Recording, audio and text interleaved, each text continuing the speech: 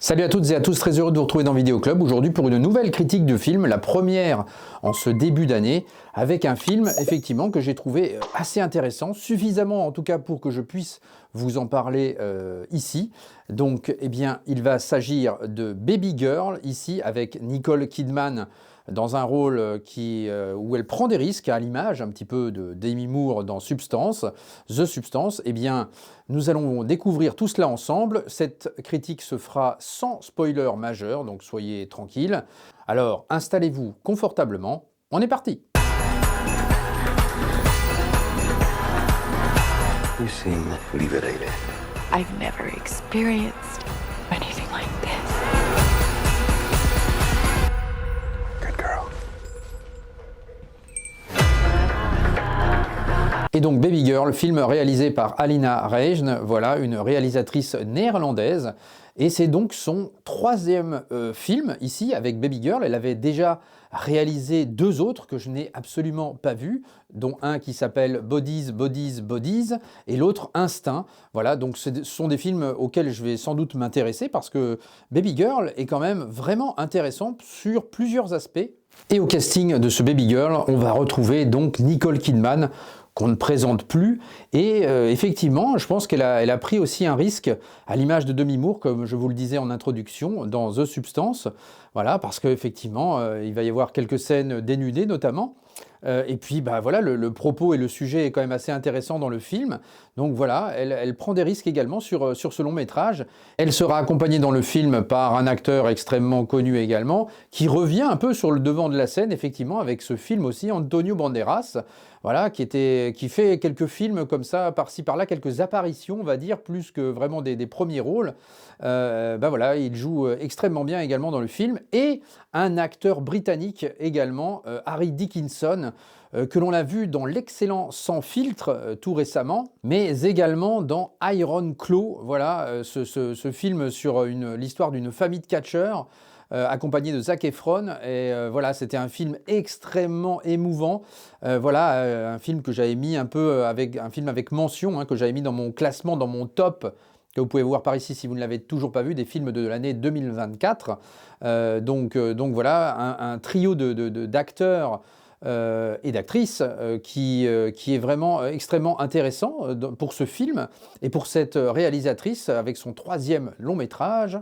Et Baby Girl est donc un drame assez poignant, réalisé par cette cinéaste assez prometteuse, hein, puisque voilà, pas beaucoup de films à son actif, dont le style visuel et la maîtrise narrative frappent vraiment dès les premières minutes, et porté par une Nicole Kidman vraiment au sommet de son art. Elle est vraiment très touchante dans le film, voilà, elle est un peu perdue dans sa vie amoureuse, et il va y avoir effectivement pléthore de choses qui vont se produire, et voilà, et son jeu d'actrice va vraiment revenir sur le premier plan, si on peut dire ça comme ça. Le film explore vraiment des thématiques profondes et universelles, tout en restant vraiment ancré dans une histoire humaine et sincère. Voilà, on peut décrire ce film un peu comme ça. Le film a déjà fait écho dans des festivals, hein, je crois qu'il a eu un prix notamment à Venise en 2024, donc voilà, mais c'est seulement aujourd'hui que le film sort en France au moment où je fais cette critique, et je pense que le film ne laissera personne indifférent. Et dès les premières minutes, Baby Girl nous plonge vraiment dans une ambiance très lourde, mais magnifiquement mise en valeur par vraiment une direction artistique extrêmement soignée. La photographie joue un rôle prépondérant, hein, dans le film d'ailleurs. Voilà, il y a des scènes de nuit nocturnes comme ça qui sont absolument sublimes. Ça fait écho un petit peu au film de Steve McQueen par exemple. Steve McQueen, le réalisateur, évidemment, je pense notamment à Shame par exemple, des films comme Shame, qui étaient assez pertinents. Une façon de réaliser vraiment avec vraiment un œil artistique assez intéressant, je trouve, au niveau de la photographie, hein. Il y a aussi quelques inspirations du film Nocturnal Animals de Tom Ford. Il y a aussi cet aspect un petit peu voilà, au niveau visuel comme ça qui est assez impressionnant. Les scènes de nuit sont vraiment très classieuses, c'est très bien fait. Il y a des jeux de lumière et de contraste, hein, qui reflètent parfaitement le sentiment que peuvent avoir les protagonistes dans le film.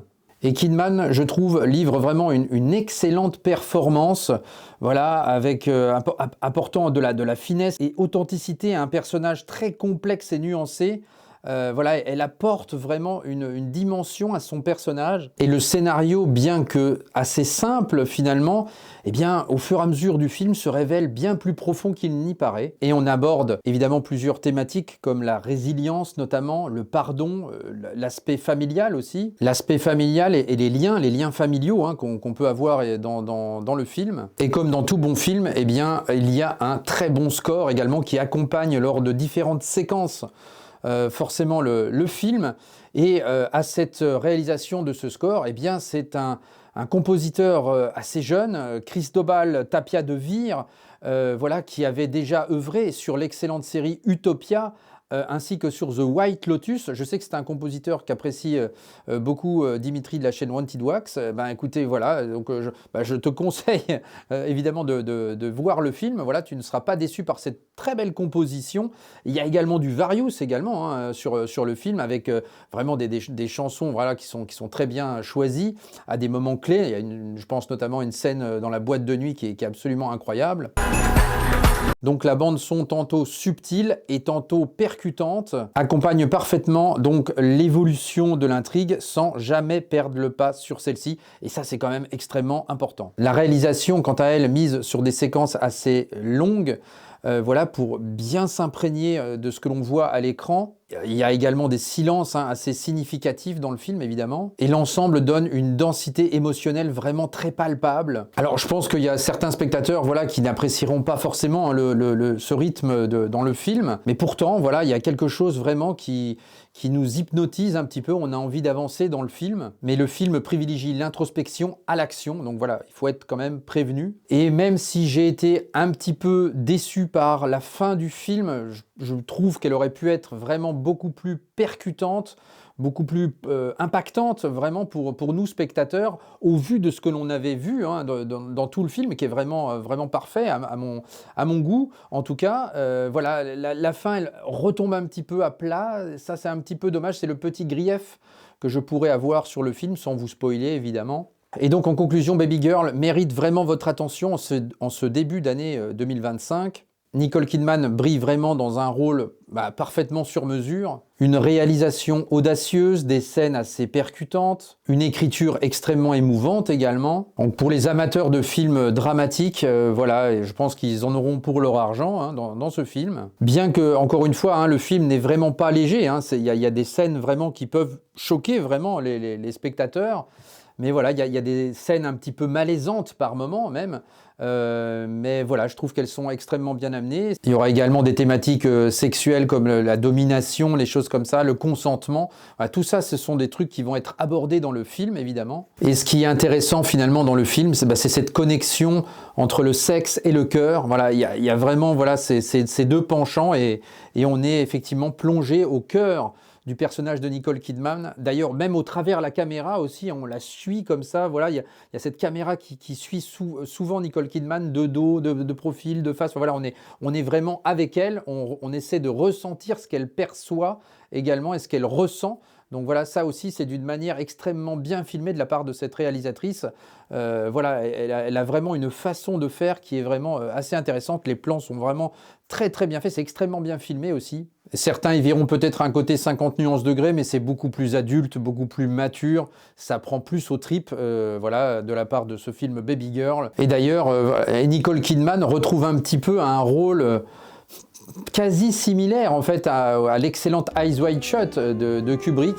Il y a un côté comme ça aussi dans le film. Et quelque part, il y a également un pendant à The Substance hein, sur la façon dont les femmes vieillissent et l'image qu'elles se portent à elles-mêmes aussi, je trouve. Une expérience de cinéma vraiment riche qui saura toucher vraiment certains spectateurs, je pense, de la profondeur et des émotions authentiques. Voilà ce qu'on peut dire sur ce film. Et encore un film des studios A24 avec toujours une grosse production de films extrêmement intéressants. Alors parfois, voilà, il peut y avoir quelques petites erreurs ou des films un peu moins bons, c'est sûr. Mais en tout cas, voilà, quand on regarde l'ensemble de l'œuvre des studios A24, il y a quand même de quoi faire. Le dernier en date qui était déjà très bon, c'était Hérétique, Voilà, on vous en avait déjà parlé avec Charlotte également dans le top.